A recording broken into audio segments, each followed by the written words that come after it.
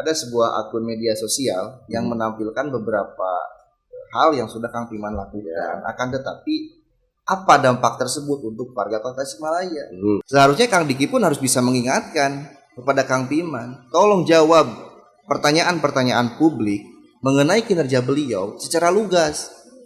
Pemimpin hari ini memperlihatkan apa kinerjanya, bagaimana dampaknya.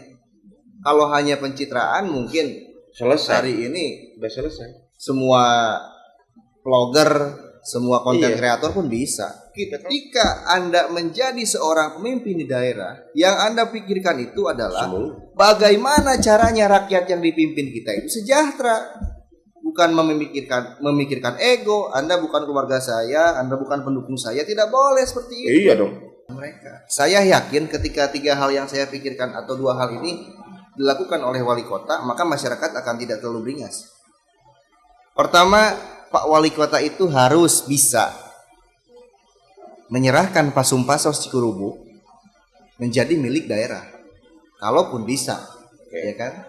Yang kedua, Wali Kota harus bisa menutup terminal Bayangan.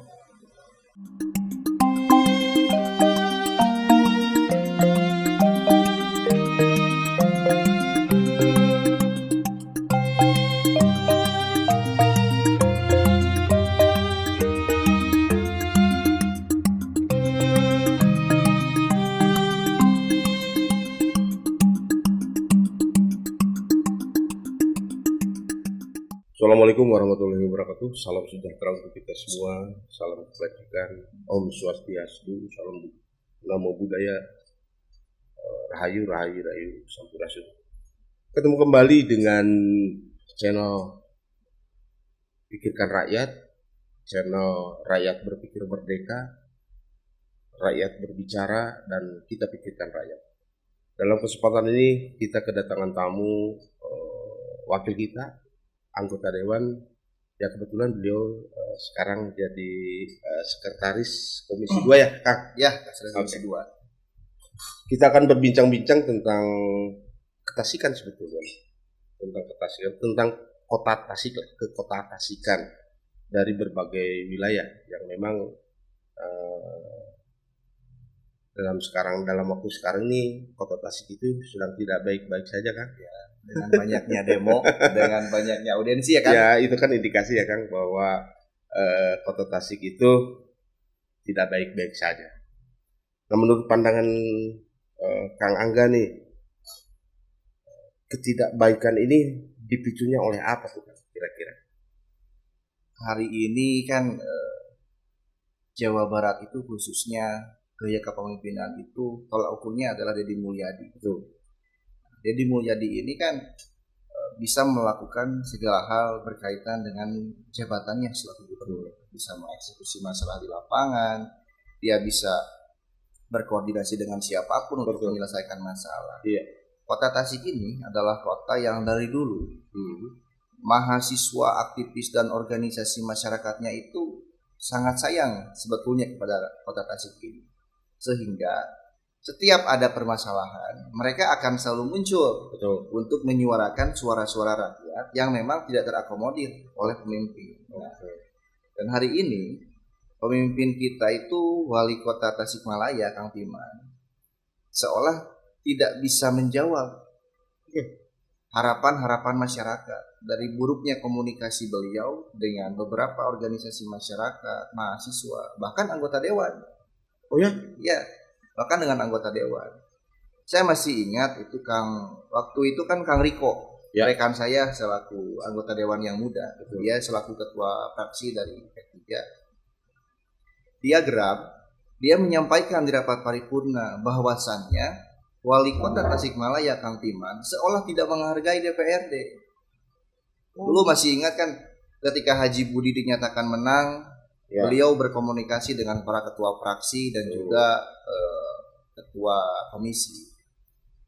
Ketika Kang Yusuf menang ataupun menjadi pengganti Kang Budi waktu itu, beliau mengutus LO-nya untuk bertemu dengan ketua fraksi dan ketua komisi.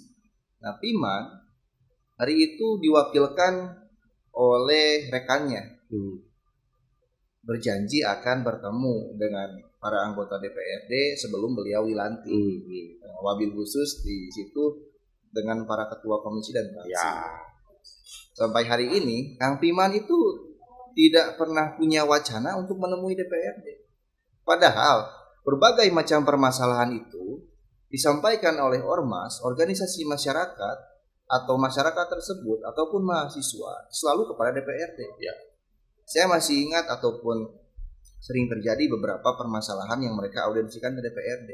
Nah, hari ini kami butuh sosok wali kota untuk mengeksekusi berbagai macam permasalahan tersebut. Ya. Nah, seperti kemarin kan beberapa organisasi masyarakat menuntut 100 hari kerja. Apa sih yang sudah Kang Piman berbuat selama ini? Apa sih yang sudah dia lakukan? Meskipun ada sebuah akun media sosial yang menampilkan beberapa hal yang sudah Kang Piman lakukan. Akan tetapi apa dampak tersebut untuk warga Kota Tasikmalaya? Betul. Ketika seorang anggota Beda dengan Kang Deddy ya? Ya, beda dengan Kang Deddy. Kang Deddy itu Ada inspirasi lah ketika akun dia membuat akun atau membuat konten atau apapun itu adalah minimal feedback. Ini tidak ada ya? Ini tidak ada. Kang Deddy itu inovatif. Ya. Dia melakukan berbagai macam gerakan untuk mengatasi berbagai macam permasalahan. Betul. Nah, hari ini Piman dia buat program yang namanya pembatasan jam malam. Nah, program itu bukan hasil dia. Program itu adalah turunan dari kebijakan gubernur yang diturunkan di Jawa Barat dan dia melakukan. Nah, seharusnya di samping mengambil contoh ataupun program yang dilaksanakan oleh Kang Deddy dan juga Prabowo, Kota Tasik itu harus punya ciri khas, harus punya otonom. Iya dong. Misalkan karena beda daerah, beda budaya dan beda kebiasaan. Iya. Mau tidak mau kebijakan walaupun itu kebijakan turunan harus ada khas. Benar, saya sepakat itu. Harus ada khas. Nah, seperti ini. Dulu waktu saya contohkan lagi kepada seorang Budi Budiman ya, wali kota saat ini. Dia itu sebelum dilantik sudah berpikir ketika menjelang 100 hari saya harus punya gebrakan. Apa yang akan saya lakukan sebelum saya di demo, sebelum banyak orang yang audiensi. Makanya waktu itu dia berpikir seperti ini. Saya akan membenahi infrastruktur. Nah, mungkin akan ingat kan? Betul. Saya akan benahi infrastruktur dan pemerataan pembangunan di Kota Tasikmalaya. Betul. Di program 100 hari kerjanya, sebelum ditagih oleh beberapa aliansi mahasiswa dan organisasi masyarakat, Budi Budiman itu memperbaiki jalan dari Haji Mustofa. Dia bikin taman di tengahnya, dia bikin ini. Nah, 100 hari ini menjadi tolak ukur tentunya. Betul. Kalau 100 hari saja mereka tidak bisa membuktikan bukti dari kinerja mereka, saya skeptis untuk kedepannya. Ya, paham. Dan yang saya takutkan itu ketika mahasiswa tidak terima dan organisasi masyarakat, beberapa kali kantor anggota DPRD itu dirusak. Selalu ke DPRD. Begitupun kemarin ketika wali kota dan wakil wali kota tidak bisa menemui masyarakat, akhirnya yang bertanggung jawab itu kami. Kami tampung mereka, kami dengarkan apa aspirasinya dan kami catat. Mudah-mudahan akan kami sampaikan. Oke. Makanya saya menuntut. Padahal tujuannya itu beliau kan gitu. Iya, tujuannya wali kota lah. Wali kota. Selaku pemimpin eksekutif. Betul. Ini mohon maaf ya Kang kalau misalkan ada pemirsa yang mungkin mempertanyakan apa sih kapasitas sebagai seorang wakil rakyat di DPRD. Betul. DPRD itu punya fungsi legislasi yang artinya mewakili, budgeting yang artinya menganggarkan, dan monitoring. Nah, di dalam fungsi kami tidak ada fungsi eksekusi. Ya. Nah, fungsi eksekusi itu ada di perintah wali kota, legislatif lah. Iya. Ada di eksekutif kan? Iya, eksekutif maksudnya. Fungsi eksekusi itu ada di eksekutif. Yang dalam hari ini wali kota itu sebagai otak pemberi perintah jenderal lah ya, dan dilaksanakan oleh para kadisnya. Benar. Para tatanan di SKPD atau OPD. Pembantunya lah ya. Kalau boleh atau perpanjangan tangannya tentang kebijakan lah gitu ya. Padahal kan di legislatif gue punya hal yang menarik sebetulnya. Tiba-tiba tadi di belakang kita pernah ngobrol-ngobrol. Tahu nggak hak angket dan sebagainya. Nah, itu menarik. Wali kota hari ini saya contohkan dulu. Komisi 4 itu sudah 3 kali sebelumnya sebetulnya mengirim surat. Oh ya? mengirim surat ke Kang Piman. Begitupun dengan Komisi 2 sudah berusaha mengirim surat. Padahal di Komisi 4 itu kita tahulah ada ibunya Kang Piman kan menjadi anggota legislatif juga. Ya nggak apa-apa, nggak apa-apa. Ya. Nah, mereka menerangkan kepada saya, nah hari ini kan beberapa anggota dewan yang muda itu terlihat vokal. Oh iya. Ada saya, Riko Restu Wijaya, Kepler Sianturi, Iya, kan, Asep Endang. Iya. Nah, mereka sampaikan kepada kami bahwasannya ketika kami mengirim surat itu tidak diakomodir. Bahkan sudah 3 kali kami mengirim surat kepada wali kota belum ada jawaban. Ini kan menjadi pertanyaan. Jangankan masyarakat, mahasiswa dan organisasi masyarakat, DPRD pun saja seolah tidak dihargai. Begitu Kang. Makanya muncul narasi-narasi publik hari ini kan. Betul. Seolah tidak percaya. Betul. Apa sih kinerjanya. Betul. Kalau ada wacana ini, udahlah Kang Diki saja jadi wali kota, Kang Piman jadi wakil wali kota, kan itu konyol sebetulnya. Iya konyol. Dan tapi itu realitas di masyarakat itu kan seperti itu, artinya ada ketidakpercayaan. Saya sepakat itu. Ya. Waktu kemarin kan saya sempat diskusi ini bersama rekan-rekan dan diskusi kami itu ya berkaitan dengan ini Kang. Bahwasannya Diki Chandra itu adalah salah satu saksi hidup dari bagaimana Dewan bisa menurunkan pimpinan daerah. Oh iya. Kita ingat waktu itu di Garut ada kasus lah bupati beliau sehingga DPRD hari itu mengeluarkan hak interpelasi, hak veto, hak angket kan. Iya. Nah, seharusnya Kang Diki pun harus bisa mengingatkan kepada Kang Piman, tolong jawab pertanyaan-pertanyaan publik mengenai kinerja beliau secara lugas. Nah ini ada kejadian yang menarik kemarin Kang. Tentu Akang sebagai pengamat politikus di Kota Tasikmalaya juga mendengar bahwa ada permasalahan menyangkut 3 mobil yang dibeli oleh BPKAD. Iya betul. 3 unit Innova-Jenik. Dan seharusnya jika memang Piman ingin mengadopsi gaya kepemimpinan Deddy Mulyadi hari ini, Piman harus bisa mengklarifikasi. Jangan ketika saya lihat waktu itu di salah satu media massa, Kang Piman ditanya, Kang, bagaimana tanggapannya mengenai Innova-Jenik? Beliau hanya begini, masuk ke dalam mobil.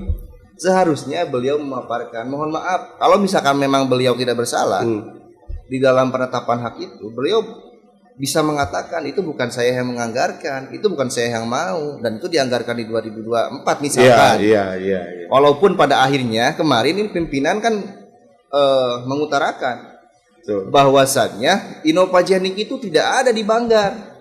Ini siapa yang menetapkan? Kan seperti itu.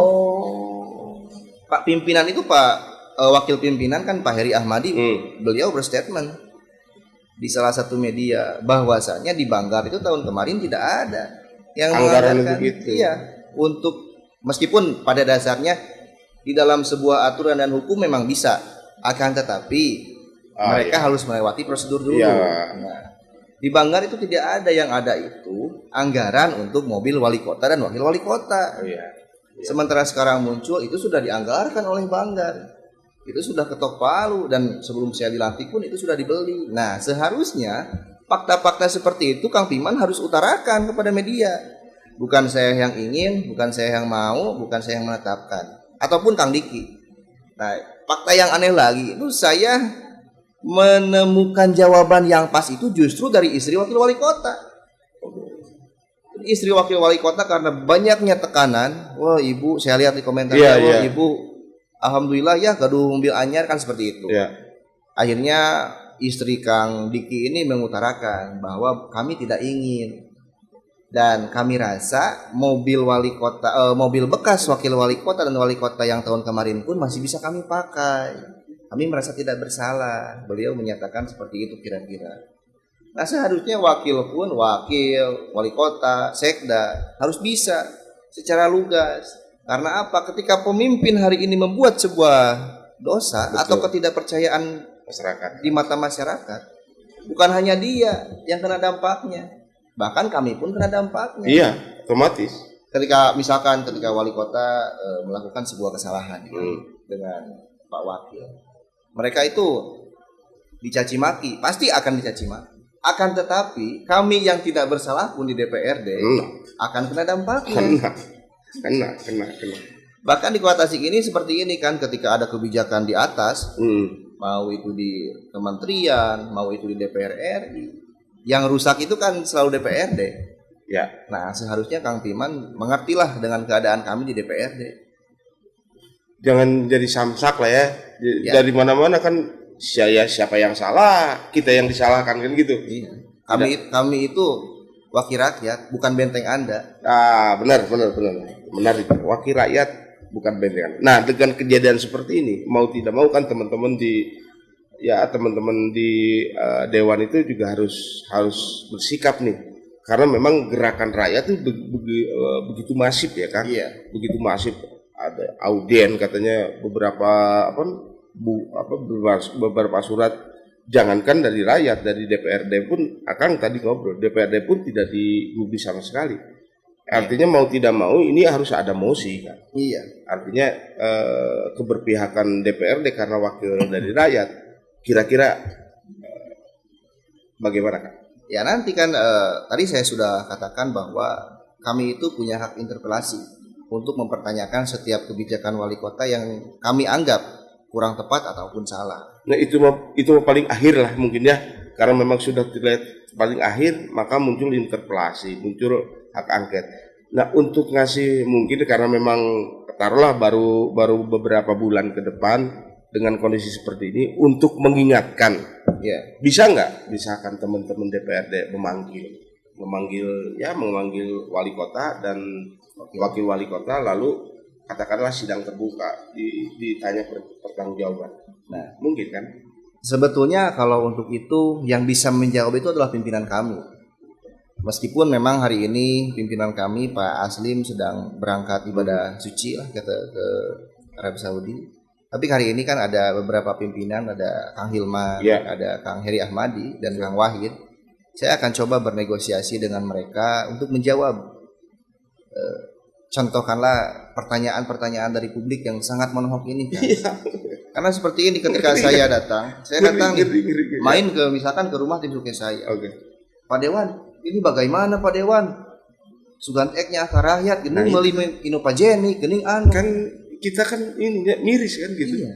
Sementara di bawah taruhlah misalkan kemiskinan masih, ya Tasik kan kota termiskin ketiga kan gitu ya. Dengan angka rasio 11% orang miskin di Kota Tasik, sebesar 73.000 orang miskin. Nah itu tiba-tiba eksekutif bikin seperti itu. Itu kan kayak menghina akal sehat gitu kan. Nah, ada satu fakta lagi yang harus saya utarakan di sini. Hari ini Piman itu berusaha menyelesaikan fakta mengenai sampah. Sebetulnya ada satu hal yang terlewat dari persampahan ini. Apa itu? Piman mengeluarkan anggaran dari mobil dinasnya untuk membeli mobil sampah, untuk membeli gerobak sampah, untuk mengangkut sampah dari titik A ke titik akhir. Beliau melupakan satu hal, bagaimana caranya mendaur ulang sampah tersebut, bagaimana caranya membersihkan, bukan hanya memindahkan. Yang kedua, ini yang saya dapatkan dari lapangan kan, fakta ini. Benar. Yang kedua itu begini. Beliau melupakan orang-orang yang punya keluarga, mereka mengorbankan pikiran dan tenaga untuk mengangkut sampah. Nah itu disebut sukwan atau sukarelawan. Mereka ada yang sudah bekerja sampai 10 tahun, 15 tahun tidak digaji kan. Nah lantas dari mana mereka dapat uangnya? Mereka mendapatkan uang apabila seperti ini, saya contohkan. Saya sukwan sampah misalkan. Ngambil sampah di rumah Akang. Nah, Akang ngasih 5.000, Akang ngasih 10.000. Nah, pendapatannya dari situ. Bisa tidak beliau melakukan gebrakan ini? Jangan lupakan tenaga mereka. Nah, itu yang saya ingin sampaikan. Akan tetapi beliau belum punya waktu untuk bertemu dengan kami. Paksa kan? Ya kalau misalkan banyaknya desakan dari masyarakat dan juga organisasi masyarakat dan mahasiswa, kami akan memaksakan diri nantinya. Kalau misalnya memanggil dan mempertanggungjawabkan. Ini bukan tuntutan kami, ini tuntutan dari rakyat dan masyarakat Kota Tasikmalaya yang mayoritas hari ini berada di kalangan menengah ke bawah. Atau kita kita mencoba melihat suasana kebatinan. suasana kebatinan Pak Wali Kota. Ya. Karena saya yakin ketika dia menyalonkan wali kota dan jadi wali kota, itu kan ada hal-hal yang ini, ada pikiran-pikiran yang idealis untuk membangun kota Tasik. Saya yakin dari pikirannya. Tapi ketika melihat kenyataan, nah suasana kebatinannya seperti apa tuh kan? Nah, kira-kira kan?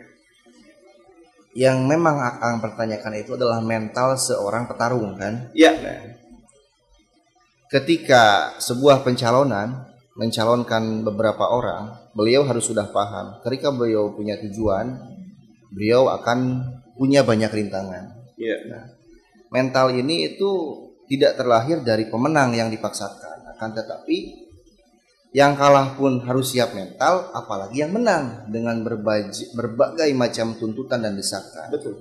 Nah, cara menjawab ketidakbisaan wali kota saat ini dan mungkin mentalnya yang sedikit drop karena hari ini banyaknya demo. Beliau harus paham, marilah berkomunikasi dengan tokoh-tokoh politik di Kota Tasikmalaya, dengan anggota DPRD, misalkan dengan organisasi masyarakat. Mereka tidak minta apa-apa kan. Mereka sampaikan kemarin ke saya,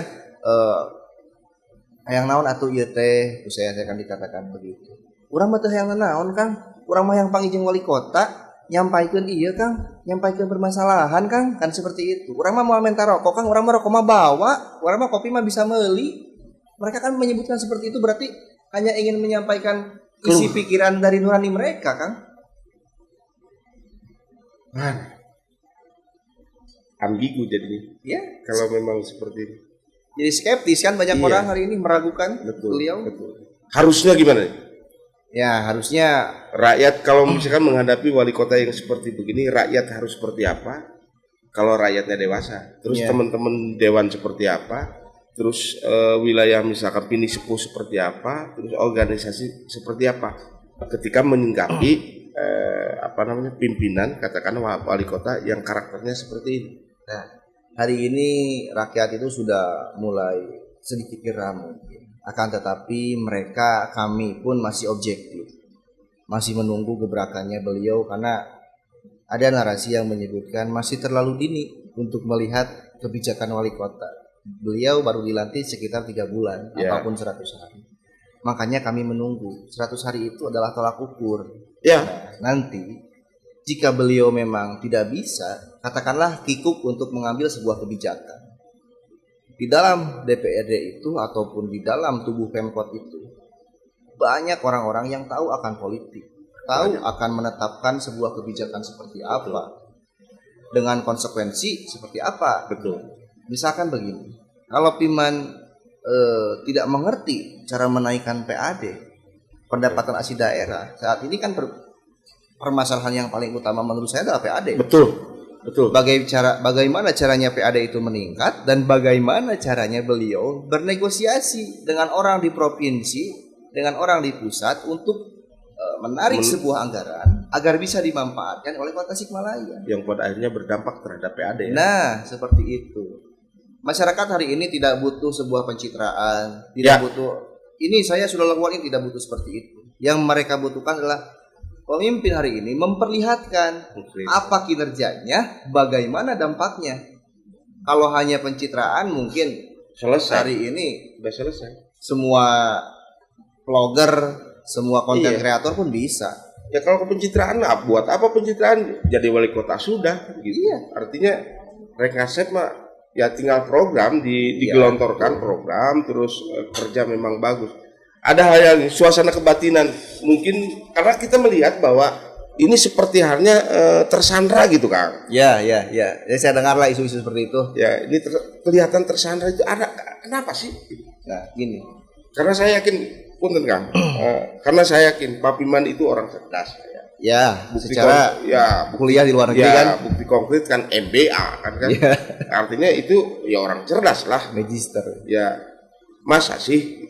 Terus beliau walaupun ini pernah kan menduduki anggota DPR provinsi 2 periode misalkan walaupun kepotong karena memang ikut kontestasi di ini. Tapi kelihatannya dengan sikap-sikap seperti ini masyarakat itu melihatnya ini kayak tersandra gitu. Ya. Atau lebih jauhnya lagi terpenjara gitu. Kenapa Kang? Nah, muncul narasi hari ini Kang Piman itu seperti tersandra. Nah, sebetulnya Kang Piman harus bisa menjawab hal itu. Tersandranya oleh siapa? Sekarang munculkan di media sosial itu ada bahasanya trio Egi, ada Ibu Suri. Betul. Nah, Kang Piman tinggal jawab. Saya tidak tahu dengan mereka dan jawab oleh kinerja yang berdampak. Selesai kan? Selesai. Masyarakat pun ketika orang mencibir kita, ketika orang hari ini memusuhi kita tidak perlu memusuhi mereka. Kita buktikan saja kepada mereka bahwa saya bisa. Sepakat saya. Dan itu paling efektif ketimbang misalkan ngomong wah tidak dan sebagainya tanpa konkret. Dan jawaban wali kota itu memang harus konkret. Apapun yang dilakukan itu ya terlihat masyarakat hasil karya, bukan apologi. Sesuai data dan fakta. Oke. Hari ini muncul juga ada salah satu akun media sosial yang selalu menerangkan bahwa kinerja Pak Piman itu adalah ini. Nah, ini dan ini harus sesuai dengan data dan fakta. Ketika ada data yang diperlihatkan, maka di situ ada kejelasan, bukan sebuah kebohongan. Iya. Ketika ada fakta yang nampak, maka fakta itu harus menjadi dampak. Betul. Karena pemimpin berfatwa satu kata pun salah jadi masalah, kan gitu. Iya. Apalagi data, misalkan pemimpin membuat akun bahwa pemimpin itu sudah melakukan melakukan A, B, dan C. Datanya misalkan tidak seperti itu. Tidak valid lah. Kan bahaya itu. Apalagi memang, dan saya ngelihat Kang, bahwa Pak Piman itu sebetulnya untuk mengantisipasi persoalan-persoalan ini juga beliau itu kelihatannya sudah berusaha Kang. Ya. Berusaha di minimal di media lah. Media sosial kayak misalkan TikTok lah, ada kan kinerja Pak Piman. Pak Piman bikin nanda tangan kerjanya ini, malahan. Tapi ketika saya ngelihat secara detail itu ada kesalahan fatal. Nah, kesalahan fatal itu bagi saya itu berarti ini tidak ada koordinasi nih dengan eksekutif. Misalkan dinas kebakaran nasional, dinas damkar, dinas kan, itu jelas-jelas tuh dinas kata Pak Piman di situ karena fotonya Pak Piman bahwa di tulisannya itu dinas kebakaran, dinas damkar, dinas damkar. Sementara kan sampai kapan damkar jadi dinas kan gitu? Iya, pertanyaannya. Itu kan sebuah badan. Ya, padahal itu bidang kan gitu. Iya. Bidang tiba-tiba jadi dinas, kira damkar jadi dinas. Akhirnya kan jadi olok-olok Kang di masyarakat itu. Apakah ini Pak Piman itu paham enggak tentang keberadaan eksekutif? Yang pada akhirnya wajar juga ketika masyarakat itu mempertanyakan hubungan Pak Piman dengan eksekutif kumaha sampai tidak tahu gitu bahwa itu bidang. Ternyata jadi damkar. Ada lagi waktu ketika dulu itu ketika waktu pilkada kampanye Dinas Perlindungan Perempuan dan Anak katanya. Iya, saya lihat. Ya pertanyaan saya sederhana sih. Sejauh mana Pak Piman itu hubungannya dengan eksekutif? Sementara eksekutif itu hakikatnya itu kan perpanjangan tangan beliau. Ketika menggelontorkan kebijakan beliau. Begini Kang, hari ini saya akan menganalogikan pemerintahan Kota Tasik itu sebagai tubuh. Kan? Anggaplah DPR itu adalah sebuah saraf sensori. Ketika dikritik, ketika demo, DPR menerima dan merasakan dampaknya. Anggaplah wali kota ini sebagai otak yang memberikan perintah, dan anggaplah para jajaran SKPD ini sebagai sebuah otot yang bergerak, menggerak, mengeksekusi. Muncul narasi hari ini bahwa Pak Piman itu Pak Piman itu seolah menggaris. Maksudnya kan? Begini kan, di tatanan eselon 2 itu kan kemarin beredar isu bahwa si A, B, dan C mendukung A, C, E, F, D, B. Bukan isu dan memang seperti itu. Pada saat sebelum ada pembina. Ya mungkinlah seperti itu. Terus ketika Pak Piman dilantik, dia harus bisa menyelesaikan permasalahan di masyarakat. Oh iya dong. Jangan malah menggaris. Anda blok A, Anda blok B. Tidak boleh seperti itu. Oh iya. ketika Anda menjadi seorang pemimpin di daerah, yang Anda pikirkan itu adalah Semua. bagaimana caranya rakyat yang dipimpin kita itu sejahtera. Bukan memikirkan ego, Anda bukan keluarga saya, Anda bukan pendukung saya, tidak boleh seperti itu. Iya dong. Nah, kita harus mengawal tentunya DPRD dalam hal ini juga menemukan sebuah kasus. Kasus itu ada pendaftaran pendamping dana kelurahan. Oke. Akang tahulah. Oke. Di mana di dalam persyaratannya orang-orang dari partai politik itu tidak boleh ikut dan masuk. Oke. Di dalam sebuah fakta, kami menemukan ada beberapa orang yang menjadi pengurus di dalam sebuah parpol ikut masuk. Nih, yang berkenaan menangani kasus ini itu adalah Komisi 1 di bagian kepegawaian. Nah, waktu itu Ketua Komisi 1 menyampaikan, Pak Dodo Rosada dari fraksi PDI, beliau menyampaikan, ini mesti kita panggil ini panitia seleksinya. Ini panpelnya harus kita panggil. Kita mintai keterangan agar tidak menjadi konsumsi masyarakat yang salah, dan kalaupun salah kita harus hentikan ini. Kita harus diskualifikasi langsung. Akan tetapi ada sebuah fakta kan yang membuat kami geram hari ini.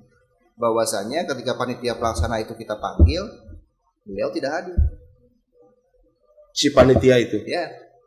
Si panitia itu Alasan? tidak tahu. Nah, mungkin sedang sibuk berlari Kang atau apa mungkin. Tidak menghargai rakyat dong. Iya. Ya sementara teman-teman kan apapun alasannya representasi dari rakyat dong. Ya. Dan ketika dipanggil sama rakyat juga mangkir.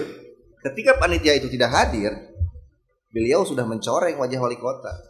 Oh jelas. Beliau tidak bisa menjawab. Seharusnya pada tata tangan di SKPD ini bisa menunjang kepada kinerja. Dan jangan lupakan gagasan Prabowo dan juga Deddy Mulyadi mengenai efisiensi. Efisiensi itu bukan menghilangkan anggaran ini, hilangkan ini, bukan begitu. Akan tetapi mengklasifikasi mana yang lebih penting, mana yang sangat penting, mana yang tidak penting. Nah, seperti itu. Saya sangat berharap. Ini benar Kang, ini bahaya loh Kang. Apa? Ketika Kang ngomong seperti ini bahaya nih Kang. Benar nih, fakta nih. Fakta. Oh iya. Kalau misalkan tidak percaya silakan tanyakan Komisi 1. Oke. Sudah mereka panggil, walaupun memang sampai saat ini kan mereka semua itu belum dilantik. Masih bisa dicarilah mungkin untuk tapi kan ini presiden buruk kan. Ya. Kalau memang seperti presiden buruk artinya nanti juga berdampak yang pada akhirnya tidak menutup kemungkinan kalau ini sudah sampai ke akar rumput, nanti akar rumput bersatu dan sebagainya, dan nah itu yang saya khawatirkan gitu ya. Nah, hari ini kan akan kemarin mahasiswa melakukan sebuah somasi bahwa permintaan kami tidak terpenuhi, maka kami akan datang lagi di bulan depan dengan masa yang lebih banyak. Apakah itu tidak memiliki dampak psikologis untuk wali kota? Itu sangat memiliki dampak. Sangat memiliki dampak. Iyalah. Maka akan memikirkan anu seorang wali kota. Nah, bagaimana caranya rekan-rekan Pak Wali ini menjawab permasalahan mereka? Saya yakin ketika 3 hal yang saya pikirkan atau 2 hal ini dilakukan oleh wali kota, maka masyarakat akan tidak terlalu beringas. Pertama, Pak Wali Kota itu harus bisa menyerahkan Pasum-Pasos Cikurubu menjadi milik daerah, kalaupun bisa, ya kan? Yang kedua, wali kota harus bisa menutup terminal bayangan. Nah, bisa tidak menjawab pertanyaan itu? Ini akan menjadi kabar yang sangat mengembirakan untuk masyarakat. Kalau 2 hal itu saja bisa terpenuhi. Untuk kinerja yang lain mungkin Pak Wali bisa pikirkan bersama rekan-rekan atau saya tangkap poinnya. Terminal bayang saya tangkap poinnya, poinnya. Beliau juga harus ingat angka pengangguran di Kota Tasik ini berapa? Oke. Dulu Haji Budi Budiman wali kota saat itu tidak bisa memberikan lapangan pekerjaan. Akan tetapi dia membuat sebuah program wirausahawan baru. Betul. Bekerja sama dengan Al-Madinah kan? Betul. Bagaimana caranya warga masyarakat Kota Tasik punya skill untuk hidup mereka. Betul. Nah, silakan Pak Wali jawab. Betul. Angka pengangguran hari ini bagaimana cara menguranginya? Kalau untuk menghilangkan yang tadi 2 poin 2 itu susah kayaknya. Poinnya saya sudah tangkap. Tapi ya menarik. Memang kalau memang itu terminal tipe A diaktifkan nih Kang? Ya, dan terminal Bayangan ditutup. Dan hari ini ketika misalkan Pak Wali itu belum saya lihat membuat susunan sebuah perwal atau perkada. Bisa tidak kalau misalkan para terminal Bayangan ini tetap membandel, Pak Wali buatkan perkada dan perwal agar diterapkan. Nah nanti bab eksekusinya itu kan akan APH Satpol PP. Mereka akan menertibkan terminal Bayangan. Paham. Oh kebayang. Ya. Saya bisa kebayang dampaknya. Saya akan bertanya. Menarik ya. Pak Wali kepikiran tidak untuk membuat perwal dan perkada? Dan jawabannya bukan saya yang menerangkan, mungkin akan beliau. Saya tidak ada komen ya masalah itu. Saya semua tahu. Lagi Kang, tentang ini Kang, tentang itu juga kan mau tidak mau kesemerawutan yang ada di Kota Tasikmalaya itu kan Akang juga punya andil di situ. Yang mana? Tentang perparkiran lah, iya, tentang inilah segala macam lah itulah. Itu gimana tuh? Hari ini PAD Kota Tasikmalaya itu kan sekitar 270 sampai 280 miliar. Oke. Itu pun diambil oleh rumah sakit sebagian atau setengahnya karena BLUD oleh RS Dr. Sukarjo. Sebagian untuk gaji guru P3K atau P3K, untuk gaji anggota dewan, untuk pokir anggota dewan ke masyarakat. Kita masih kurang kan?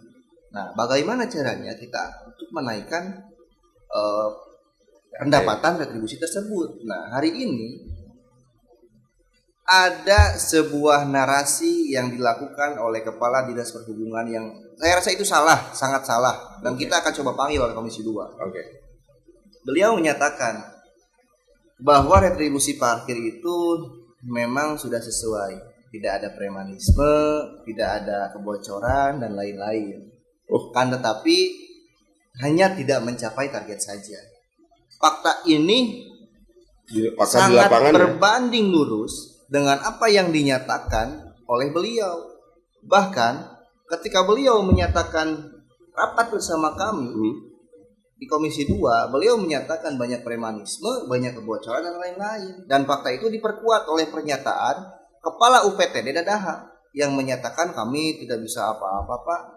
Ada yang parkir sebulan hanya setor 500.000, itu dikelola oleh warga dan juga organisasi sebuah pemuda lah. Seperti itu. Makanya seperti ini. Bagaimana cara mengatasi hal seperti itu kan? Ya betul. Turunkanlah perwal dan perkada, benahi parkir. Jangan sampai ada kebocoran yang kita rasakan di kemudian hari, dan jangan sampai ada pedagang-pedagang yang merasa dipalak. Hari ini saya bersama Pak Kepler itu dari fraksi PDI kita temukan fakta. Bahwasannya di Dadaha itu pedagang itu dimintai uang bulanan. Ketika kami tanyakan ada tidak datanya, ada tidak ininya, maka kami berpikir kedepannya semua pedagang di Dadaha itu harus punya kartu, setornya harus sama, tidak merasa dipalak. Pak, ada orang luar yang ikut dagang tidak apa-apa.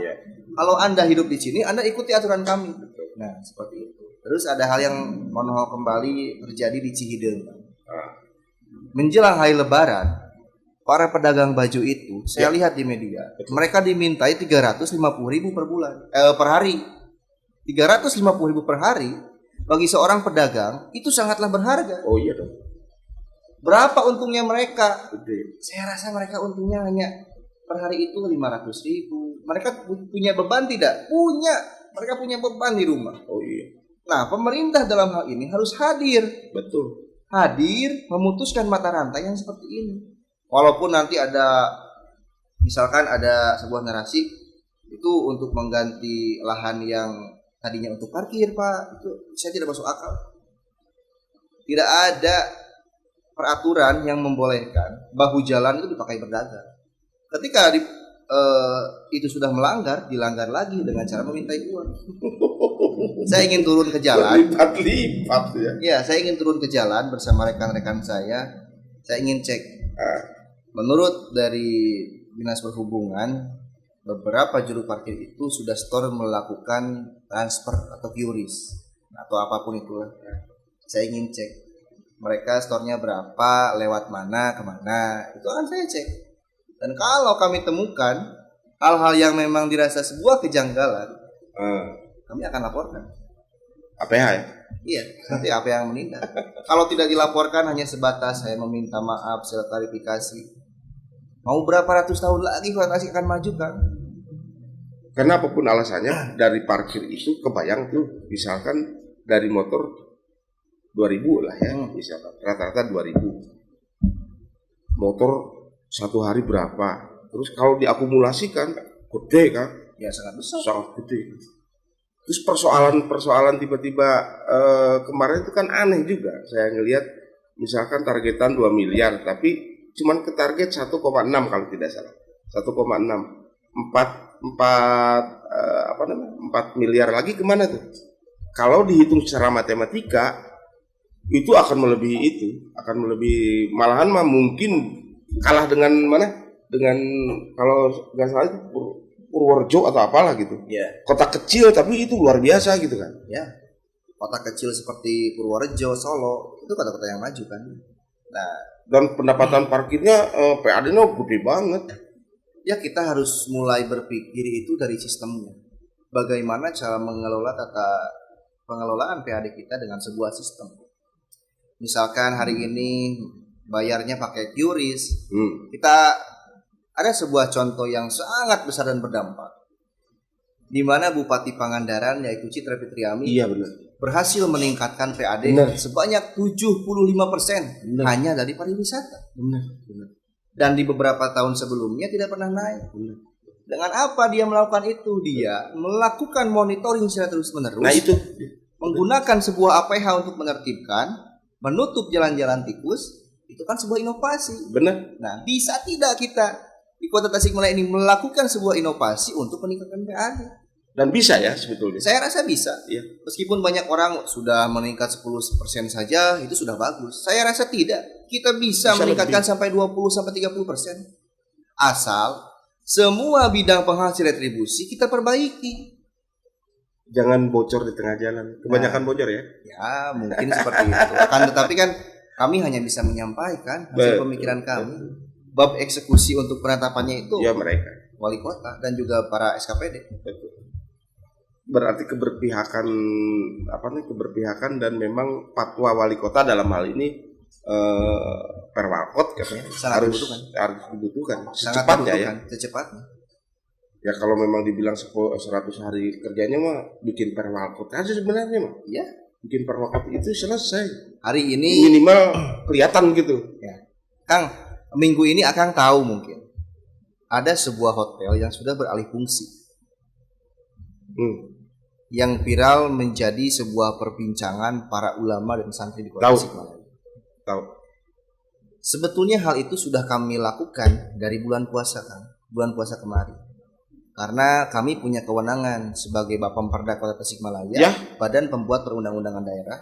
Kebetulan ketuanya itu adalah Kang Riko. Rekan saya. Saya ngomong ke dia, "Mang, dia alban laporan ka urang banyaknya tempat karaoke yang buka di bulan puasa." Lah, si itu bener, ayo urang cek ke lapangan. Waktu itu saya ke kantor dulu ngambil mobil, habis itu saya jemput Kang Asep dengan Riko. Saya turun Kang ke lapangan. Ada yang buka sampai jam 3 pagi, bahkan sampai jam 4 pagi. Sahur baru mereka tutup. Ini kan bulan puasa, kita itu kota santri. Hotel ada tempat karaoke-nya. Dan yang kedua, tempat-tempat karaoke yang tidak memiliki izin. Kemana PAD-nya? Oke. Apakah memang bocor, apakah memang tidak setor, ataukah memang ada oknum yang membackingi? Itu kan harus jelas. Atau cawe-cawe. Nah, seperti itu. Pak Wali di dalam hal ini harus mengeluarkan perda. Perda seperti apa? Misalkan kalau untuk kemarin beliau mengeluarkan surat edaran, akan tetapi menurut salah satu pimpinan OPD, surat edaran itu tidak berdasar hukum, sehingga ketika kami menertibkan, kami tidak bisa leluasa. Beda ceritanya ketika beliau menurunkan atau membuat produk perwalkot atau perkada. Dalam hal ini APH yang ditunjuk adalah Satpol PP sebagai penegak hukum. Mereka bebas untuk melakukan suatu penegakan, misalkan tempat karaoke sudah kami larang sama bulan puasa, ternyata masih beroperasi, kita sita dan pede ada ini buktinya. Iya seperti itu. Ini nggak ada berarti. Ini tidak ada. Oke. Dan ini akan menjadi polemik di masa depan. Oh iya. Terus kemarin juga baru-baru ini kan yang tadi dibicarakan itu juga dapat kasus yang luar biasa. Ada sebuah video yang memperlihatkan bahwa beberapa wanita sedang menari erotis, ada yang sampai membuka dalaman bajunya kan. Padahal surat izin usahanya itu adalah hotel. Perizinannya itu adalah hotel dan tidak boleh di Kota Tasikmalaya. Saya tidak pernah menemukan di Kota Tasikmalaya ada sebuah klub malam. Hari ini mereka seolah membuka klub malam, melakukan musik DJ, ditemukan juga beberapa botol minuman keras kan? Iya. Cobalah Pak Wali Kota dengan para rekan-rekannya untuk memikirkan ini. Saya takutnya ke depannya ini akan menjadi polemik besar, membuat massa geram. Saya takut kejadian yang menjadi sejarah kita di beberapa puluh tahun ke belakang kembali terjadi. Kalau Akang melihat tadi kan noise-nya nih Kang yang dimunculkan. Kira-kira apa yang dibicarakan itu kan noise, artinya negatifnya. Negatif. Ini misalkan hal-hal yang muncul itu yang memang miringnya. Ada harapan kan? Saya selalu berharap, saya tidak pernah berhenti berharap. Bahkan harapan itu akan selalu ada. Harapannya salah satunya gini kan, ketika Akang ngomong seperti itu kan mungkin sedikit besarnya solusi alternatif lah solusi alternatif karena Akang kadung menjadi anggota dewan Kang, artinya Akang itu mau tidak mau harapan masyarakat pun sebetulnya mah ingin Tasik maju kan, ingin Tasik yang dulu dikatakan bahwa Tasik itu mutiara dari Priangan itu ingin kembali gitu. Kira-kira nih, saya sebagai rakyat menitipkan ke Akang, menitipkan harapan itu. Nah, Akang nanti akan seperti apa untuk menyampaikan kepada eksekutor tentang harapan eksekutif, karena memang di eksekutif lah yang memang eksekusi kebijakan segala macam. Kalau kita makan hanya memantau dan sebagainya, tapi kan masyarakat itu sudah nitipkan dirinya, mewakafkan dirinya untuk atau mewakilkan dirinya kepada teman-teman yang ada di dewan. Ya mau tidak mau teman-teman yang ada di dewan kan punya beban moral nih Kang. Artinya punya beban moral bahwa di pundak saya itu rakyat nih. Banyak yang bergantung lah. Iya. Ya karena kita mewakilkan kan. Harus bagaimana nih wali kota? Kami akan selalu berharap dan kami selalu mendukung tentunya semua hal agar Kota Tasik ini maju. Kami tidak akan pernah berhenti melakukan sebuah dorongan kritisi kepada wali kota. Kritisi itu kita analogikan sebagai pecut. Untuk memecut suatu barang, orang, ataupun apapun itu agar berlari lebih kencang. Protein ya. Kami akan mengkritisi Pak Wali di dalam kebijakan beliau yang terkesan salah atau kurang berpihak kepada masyarakat. Dan Pak Wali, saya tetap menuntut. Poin pertama saya adalah cobalah berkomunikasi dengan kami. Kami hanya ingin menyampaikan beberapa permasalahan yang kami temui dan tidak akan minta apa-apa kan? Komunikasi dengan kami dan tidak minta apa-apa kan? Tidak begini, minta kopi lah, tidak minta kan? Enggak kan? Begini. Saya itu adalah anggota dewan yang dibesarkan oleh pasangan yang keduanya itu adalah petani. Hari ini pun ketika saya berangkat ke kantor DPRD, bapak saya masih tetap ngarit. Artinya apa? Artinya tidak menjadi dewan pun saya makan dari hasil bertani. Saya bisa beli rokok dan ngopi. Tidak mungkin saya datang ke wali kota, Pak Wali, abdi teu boga rokok. Akan moal mungkin Kang. Jeung bari lagi kieu. Saya punya marwah bahwa saya bukan pendukung dia di pilkada kemarin. Moal mungkin orang teu ngadukung minta duit kan. Dia punya marwah. Oke. Menarik. Ini terakhir Kang. Karena memang kita dibatasi, kalau tidak dibatasi mungkin kita ngobrol sampai Kamis. Iya, mungkin.